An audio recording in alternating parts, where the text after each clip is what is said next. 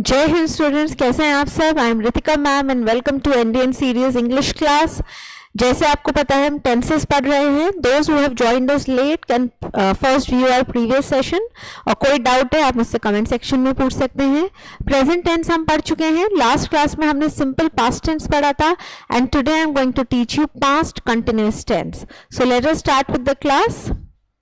All right, अब आप देखिए स्टूडेंट्स, पास्ट कंटिन्यूअस टेंस में हम helping verbs was and were use करते हैं followed by verb plus ING. I repeat, helping verb was and were use करते हैं followed by verb plus ING.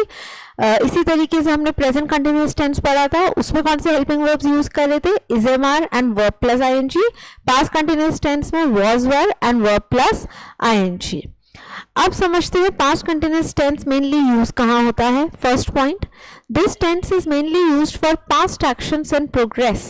जब कोई एक्शन पास्ट में चल रहा था, अब देखिए इसको मैं आपको प्रेजेंट कंटिन्यूअस से कंपेयर करके सिखाती हूँ। प्रेजेंट कंटिन्यूअस क्या था टेंस, जो एट द मोमेंट हो रहा है, right now. Like right now I am teaching you tenses. Past continuous होता है जब एक स्पेसिफिक टाइम पे आप कोई काम कर रहे थे, like eight that time I was teaching you tenses. तो एट दिस टाइम मतलब अभी, नाउ, एट दैट टाइम मतलब कोई प्रीवियस टाइम। तो जब कोई प्रीवियस टाइम इंडिकेट करते हैं आप सेंटेंस में और उस टाइम पे कोई एक्शन हो रहा था, तब हम यूज करते हैं past continuous tense. Now look at the examples. It was still raining when I reached there. जब मैं वहां पहुंचा तब भी बारिश हो रही थी, मतलब वो एक्शन खत्म नहीं हुआ था, वो प्रोग्रेस में था। He was busy in studying last evening, means last evening he was busy in studying. So when you went there, that action was going on at that time. So when I reached the institute, the students were making a noise. So at that time की बात हो रही है, वो time क्या था, when I reached institute. उस time पे कौन सा काम प्रोग्रेस में था, the students were making a noise. और when I reached home my mother was cooking food. Time कौन सा था पास्ट का, जब मैं घर पहुंची।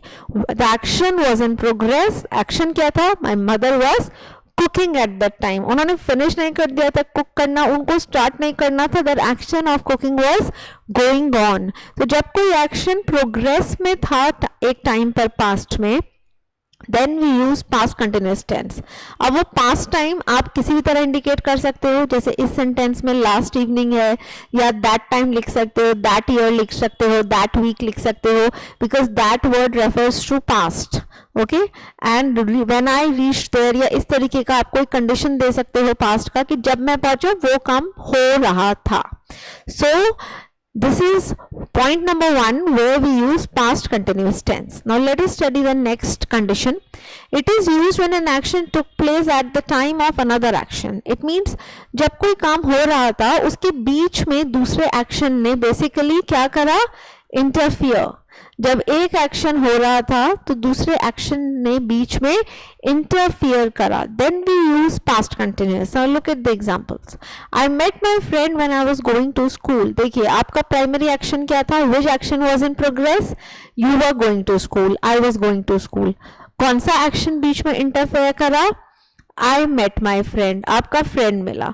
तो जब कोई काम पास्ट में चल रहा था, इट वॉज इन प्रोग्रेस, और बीच में कोई एक्शन इंटरफेयर करा हो, तो हम यूज करते हैं पास्ट कंटिन्यूअस टेंस। ठीक है, like when I was teaching a student asked a question.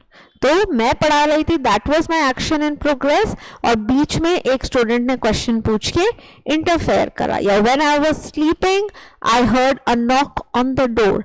तो आप सो रहे थे, आपका वो एक्शन उस टाइम प्रोग्रेस में था, इन बिटवीन उस एक्शन के बीच में ही in between you heard a knock. So जब कोई एक्शन प्रोग्रेस में था और इन बिटवीन कोई दूसरा एक्शन इंटरफेयर करा हो, तब हम यूज करते हैं combination of past continuous and simple past. Now look eight next example. The teacher was teaching when I entered the class. Now see, teacher का कौन सा काम प्रोग्रेस में था, that the teacher was teaching. कौन सा एक्शन इंटरफेयर करा, I entered the class.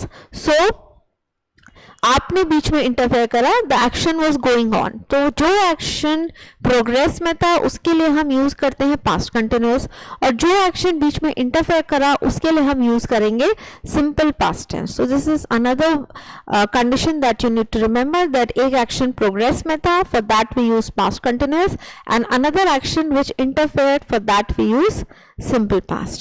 Now the next condition, this tense can be used for two actions happening simultaneously at the same time in the past. अच्छा, ऐसा भी हो सकता है, जैसे कंडीशन नंबर 3 था, the previous one.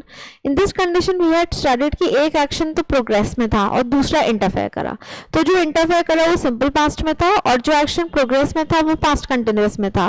बट अब next case में हम क्या पढ़ रहे हैं, दोनों ही एक्शंस प्रोग्रेस में थे एट द सेम टाइम, और उन दोनों में से कोई भी इंटरफेयर नहीं कर रहा था. लाइक दोनों एक्शंस अपनी अपनी जगह पे साइमल्टेनियसली चल रहे थे. they were in progress in the past with neither of them interfering. Now see, when I was studying, my brother was playing. Now see, two actions were happening at the same time. I was studying and my brother was playing. My studying action was not disturbing his playing action, and his playing action was not disturbing my studying action. Second sentence, when the teacher was teaching, the students were making a noise. See, one action was going on, the teacher was teaching, and at the same time the students were making a noise. Teacher की पढ़ाई रुकी नहीं, ठीक है. This means both the actions were happening simultaneously. बच्चे हल्ला भी कर रहे थे और टीचर पढ़ाया भी जा रहा था, right. Like right now I am teaching and you are listening to me. तो देखो मैंने प्रेजेंट कंटिन्यूअस से सेंटेंस बना दिया, simultaneously both the actions are happening. तो इसी तरीके से आप पास्ट कंटिन्यूअस से भी बना सकते हो. Like yesterday I was teaching and the students were listening to me. तो जब को दो एक्शंस अगर इंटरफेयर नहीं कर रहे हैं एट द सेम टाइम, वो साइमल्टेनियसली प्रोग्रेस में थे, तो आप दोनों सेंटेंसेस के लिए पास्ट कंटिन्यूअस यूज कर सकते हो. और अगर एक प्रोग्रेस में था और दूसरे ने इंटरफेयर करा है तो हम पास्ट कंटिन्यूअस और सिंपल पास्ट को कॉम्बिनेशन अप्लाई करते हैं. One more important point, while के साथ हम past continuous tense use करते हैं. Like while I was teaching, the students were making a noise. So whenever there is while in the sentence, you should know while is a time word. While के साथ हम हमेशा continuous tense use करते हैं. So these are few cases where you need to use past continuous, right? अब इनके negative और interrogative sentences सीख लेते हैं. दे आर सेम जैसे सब टेंस के होते हैं. नेगेटिव में नॉट लगता है हेल्पिंग वर्ब के बाद. Like they were not studying when I went there, वो एक्शन नहीं हो रहा था जब आप गए. It was not raining when I stepped outside. Okay, the rain must have stopped when you stepped outside. तो देखिए नेगेटिव बनाने के लिए हेल्पिंग वर्ब और मेन वर्ब के बीच में नॉट लगा देते हैं. Next is interrogative. Begin the sentence with helping verbs followed by subject and verb. Interrogative में the helping verb comes in the beginning followed by noun and main verb. Like was he sleeping when you went there? Was he sleeping when you went there? क्या वो सो रहा था जब आप वहां गए? तो इसमें देखिए helping verb पहले आया, then subject and then the verb. Similarly, second example, were the students studying when you went there?